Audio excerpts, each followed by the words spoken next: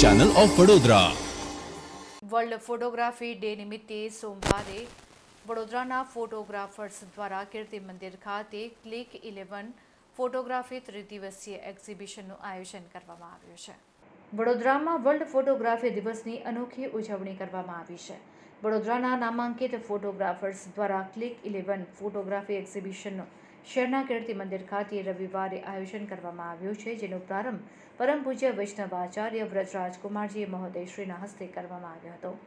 આ પ્રસંગે ઇસ્કોન મંદિરના સ્વામી નિત્યાનંદજી, ગુજરાત વિધાનસભાના મુખ્ય દંડક બાળુ શુક્લ, સ્ટેન્ડિંગ કમિટીના પૂર્વ chairman doctor Hitendra Patel, deputy mayor, શહેર ભાજપ મહામંત્રી, પારુલ યુનિવર્સિટીના ચેરપર્સન દિવ્યાંશુ પટેલ સહિત શહેરના વિવિધ મહાનુભાવો ખાસ ઉપસ્થિત રહ્યા હતા.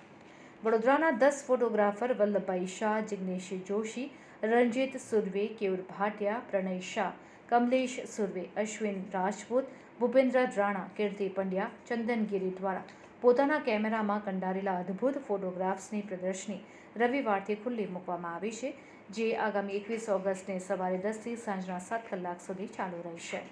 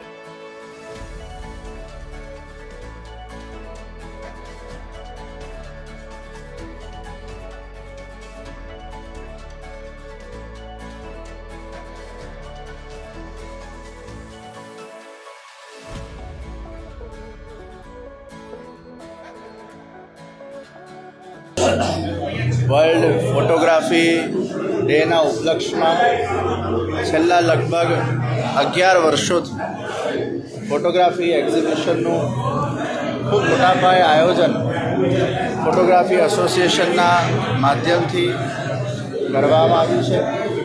વડોદરાના બધા જ ફોટોગ્રાફરોએ ભેગા મળીને આ રીતે દર વર્ષે આ જે ક્રમ ચાલુ કર્યો છે તેનાથી શહેરીજનો ખૂબ જ લાભાન્વિત થાય છે. આજે મંગલ ઉદ્ઘાટન કરવામાં આવ્યું. બધા ફોટોગ્રાફોને મેં જ્યારે નિહાળ્યા ત્યારે આખા વર્ષ દરમિયાનના જે કંઈ પણ સંસ્મરણો હતા એ ખરેખર તાજા થઈ ગયા. આ બધા ફોટોગ્રાફો એટલા અદ્ભુત છે કે વડોદરા શહેરના બધા જ પ્રજાજનોને હું ખાસ અનુરોધ કરું છું કે એકવાર તમારા બાળકો, યુવાનો, પરિવાર સાથે અહીંયા આવજો, આ એક્ઝિબિશનને માણજો, આ કલાને જોજો. આપણા વડોદરા શહેરના જે ફોટોગ્રાફરો છે એમની જે આ કલા છે એને આપણે બિરદાવીએ અને આવા આયોજનોને સદા માટે આપણે પ્રોત્સાહિત કરતા રહીએ. બધા જ ફોટોગ્રાફર્સોને, આ આખા ફોટોગ્રાફરોના એસોસિએશનને આ પ્રસંગે ખૂબ ખૂબ મારી શુભેચ્છા પાઠવું છું.